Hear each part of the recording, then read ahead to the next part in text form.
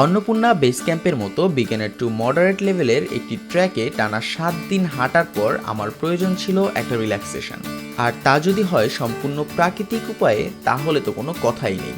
Hey guys, আমি দিদাউল ইসলাম নাইম, আর আজকে আমাদের টার্গেট ব্যাম্বু টু ঝিনুক, and the best part is to reach the natural hot spring. তো চলুন আর বেশি কথা না বাড়িয়ে আমরা শুরু করি আমাদের আজকের ভিডিও।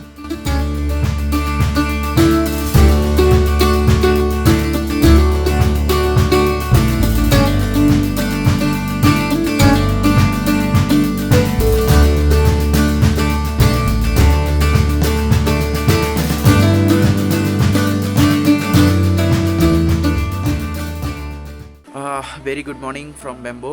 সো ঘড়িতে এখন সময় বাজে 8:30-টার উপরে, আর আমরা হচ্ছে 8টায় বের হইতে চাইছিলাম। যাই হোক, এখন বেশি কথা বলবো না, সরাসরি খাওয়া দাওয়া করে তারপর বের হয়ে যাব, কারণ আজকে বেশ অনেকটা পথ আমাদের পাড়ি দিতে হবে। Good morning. সকালের খাবার স্যুপ নুডলস।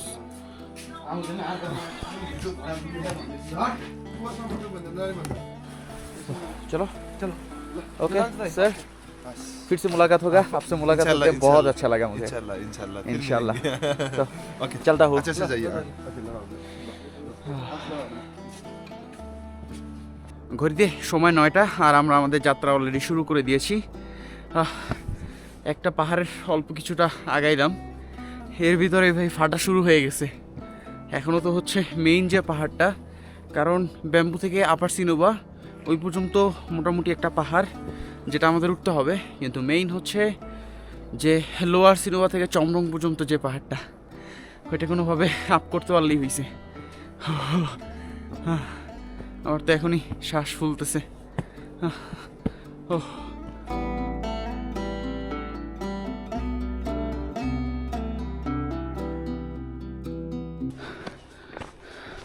সো এই হচ্ছে আমাদের আরেকটা লোকাল গাইড।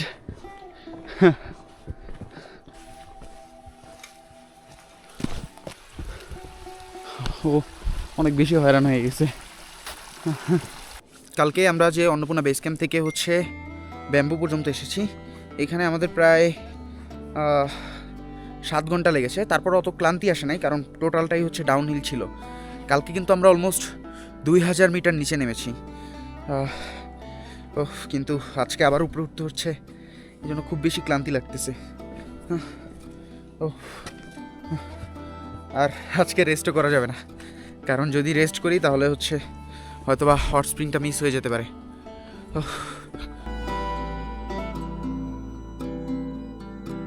আপার সিনোবা হচ্ছে পৌঁছে গেছি আমরা, এখন হচ্ছে আবার ডাউনহিল লোয়ার সিনোবা পর্যন্ত। সো এখানে আর ব্রেক দেওয়ার কোনো মানি হয় না।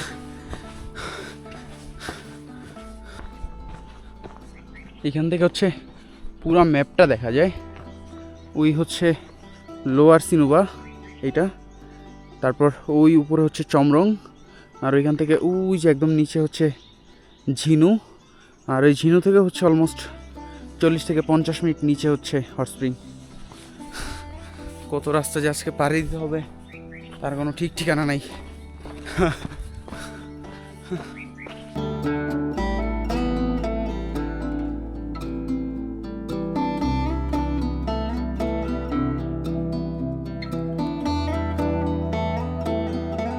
আমার পিছে দেখা যাচ্ছে হচ্ছে লোয়ার সিনোবা, আর এই সাসপেনশন ব্রিজ ক্রস করার মাধ্যমে আমরা হচ্ছে চমরং প্রবেশ করতেছি।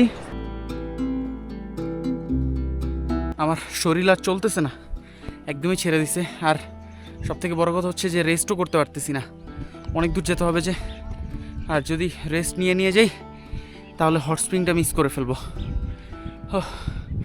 যাক, আমরা হচ্ছে এসিএ চেকপোস্টে চলে আসছি। এখানে হচ্ছে আবার হচ্ছে আমাদের পারমিটটা চেক করাইতে হবে যে আমরা সহি সালামত এ পর্যন্ত পৌঁছাইছি।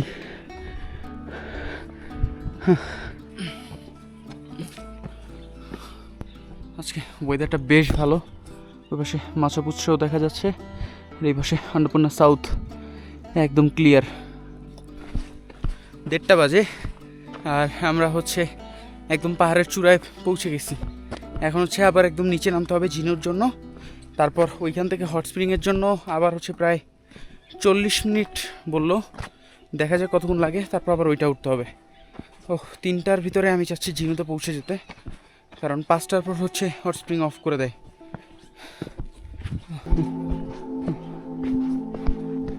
আপনাদের মনে আছে হয়তো বা প্রথম দিন আমরা এই লসটায় ছিলাম। এখানে হচ্ছে কিছুক্ষণ আবার আমরা রেস্ট করব, তারপর এই রাস্তা ধরে আবার নিচে নামবো।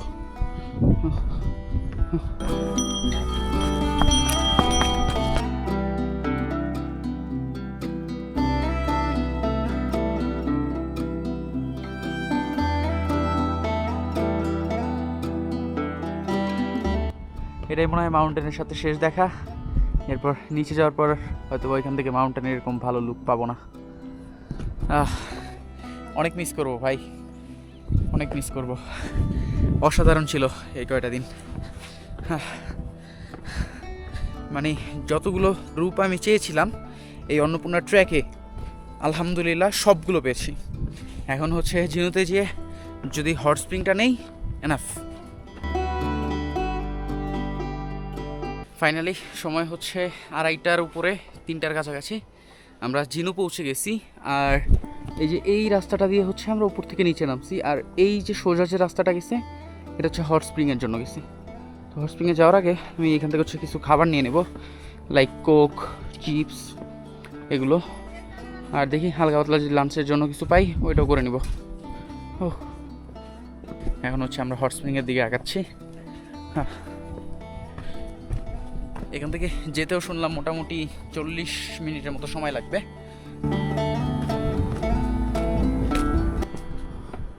हेलो सर जी, कति हो 200 200 सब्जी दिखाने ये नीचे जरूरत पड़ेगी? नीचे को छ रे तला कोही छैन। बाबा छाने एकदम भी इधर गुजार के जाना पड़ेगा, ठीक है? ओके ये स्टिकर ओके, तो चलो। चल कितने टाइम लगेगा नीचे जाने में? 10-15 मिनट 15-20 मिनट स्टेप 15-20 मिनट नीचे 15-20 मिनट। হট স্প্রিংয়ের টিকিট প্রাইস নিচ্ছে হচ্ছে 200 নেপালি রুপি। কিন্তু এখন দেখার বিষয় যে কতটা নিচে নামতে হয়।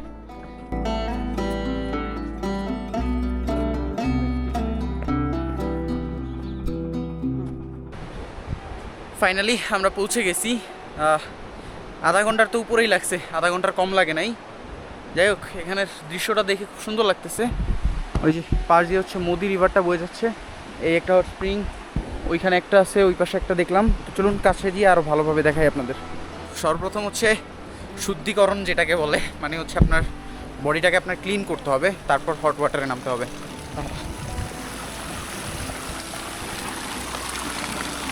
এই যে এখানে হচ্ছে পাইপ দিয়ে পানি আসতেছে। ও এটা অনেক গরম।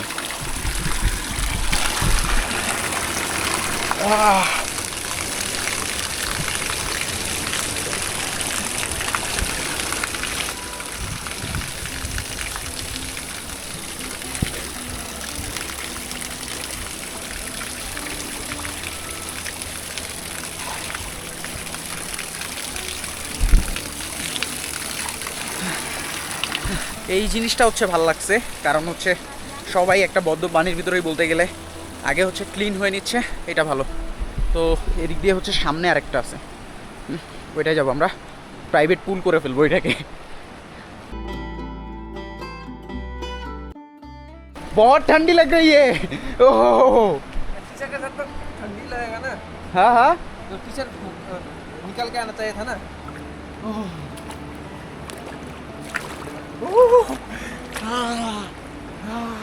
ये तो आराम से इधर ऐसे ऐसे बैठने का। ये बहुत बढ़िया है।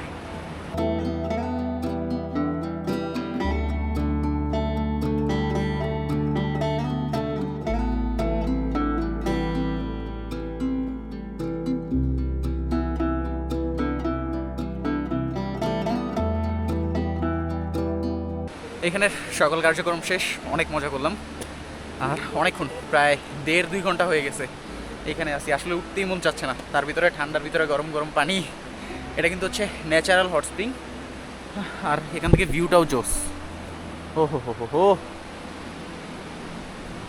যাক চলুন এখন উপরে যাই। উপরে যাইতে মনে হয় ঘণ্টাখানিকের উপরে লাগবে। তো গিয়ে তারপর ঠিক করব যে ঝিনুতে থাকবো নাকি ঘাংরুক চলে যাব। বেশি সময় লাগে নাই, 40 থেকে 45 মিনিটের মতো সময় লাগছে উপরে উঠতে। এখন হচ্ছে আবার হচ্ছে ঝিনু মানে নিচে ওইখানে যাচ্ছি।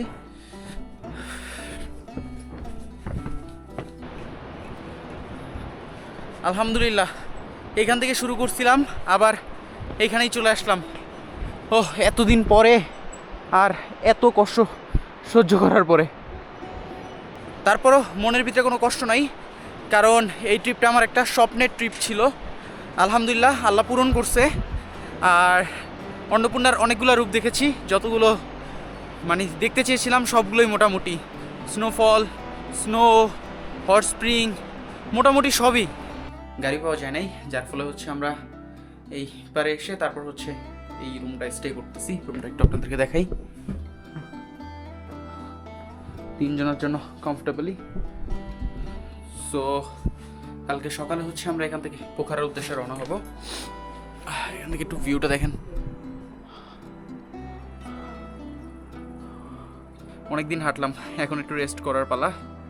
যা কালকে আর অত হাঁটাহাঁটি নেই, শুধু হচ্ছে ঘাংরু থেকে মনে হয় মিনিট 20 এরকম হাঁটা লাগতে পারে, তাও ডাউনহিল, অত প্যারা হবে না।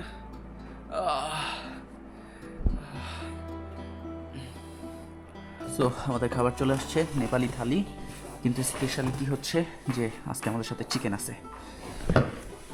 মানে হচ্ছে আমি বেশ মজা করে খাবো আজকে।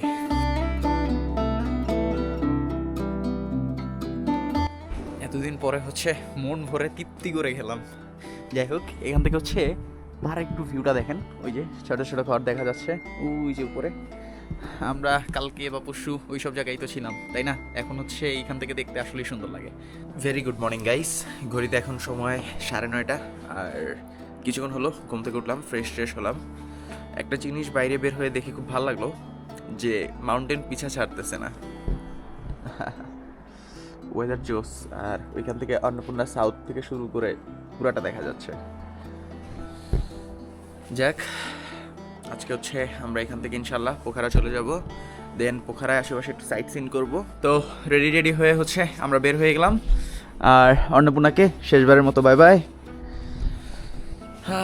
ইনশাল্লাহ আবার কোনো দিন সুযোগ হলে আবার আসবো।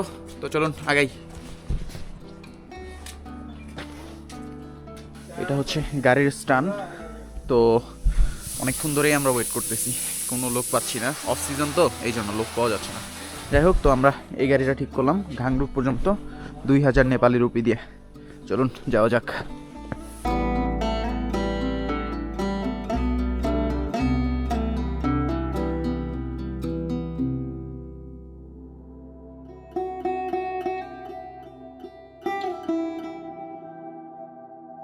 এখানে আমাদের নামাই দিল 11:12 বাজে এখন। এখান থেকে হচ্ছে আবার আমাদের প্রায় 20 মিনিটের মতো ট্রেকিং, যদিও অল্প একটু আপ গিয়ে পুরাটাই ডাউনহিল।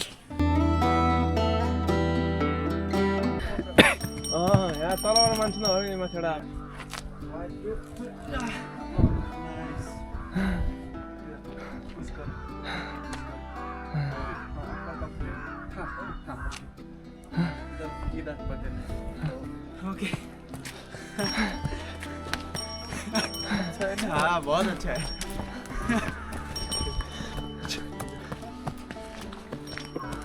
एक्सपीरियंस हर चीज का ये आपका ही है। देखो मेरा हमारा जूनियर भी मुझसे अमीर है, घोड़ा है, क्या कहना है इनके पास। পাহাড়ি রাস্তায় ঘোড়ায় চড়ার শখও মিটে গেল। 100 রুপি দিয়ে দিলাম রাজনের ফ্রেন্ডের, যদিও এই জন্য হয়তো বা কম নিয়েছে, নিবে না তাও দিলাম। যাক, ভালোই লাগলো, খারাপ না।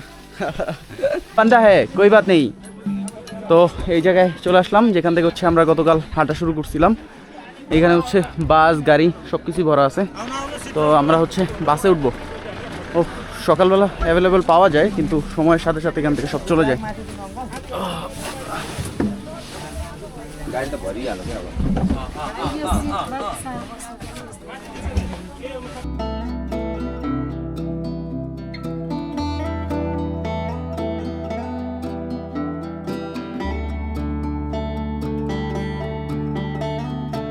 বাস স্ট্যান্ড হচ্ছে আমরা পৌঁছে গেছি, সময় লাগছে প্রায় 3.5 ঘন্টা বা 3 ঘন্টা এরকম।